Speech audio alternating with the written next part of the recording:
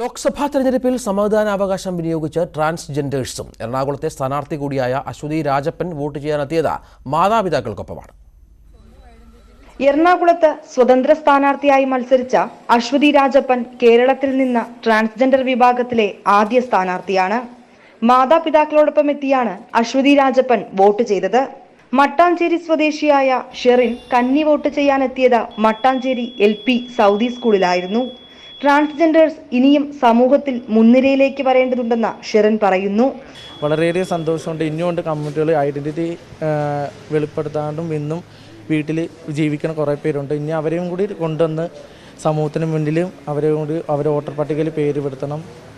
അതിനുള്ള ശ്രമത്തിലാണ്. ഇന്നും ട്രാൻസ്ജെൻഡർ 119 പേര് കേരളത്തിലുണ്ടെന്നും അറിയിച്ചുകൊണ്ടാണ് ആദ്യത്തെ മട്ടാഞ്ചേരിയിലെ വോട്ട് ഞാനായിരുന്നു. ട്രാൻസ്ജെൻഡർ വിഭാഗത്തിൽ നിന്നുള്ള അവന്തിക കോട്ടയം ജില്ലയിലാണ് വോട്ട് രേഖപ്പെടുത്തിയത്. തെരഞ്ഞെടുപ്പിൽ മറ്റുള്ളവരെ പോലെ തുല്യ പങ്കാളിത്തം ലഭിച്ചതിലുള്ള സന്തോഷത്തിലാണ് ട്രാൻസ്ജെൻഡേഴ്സ്. ന്യൂസ് 18 കൊച്ചി.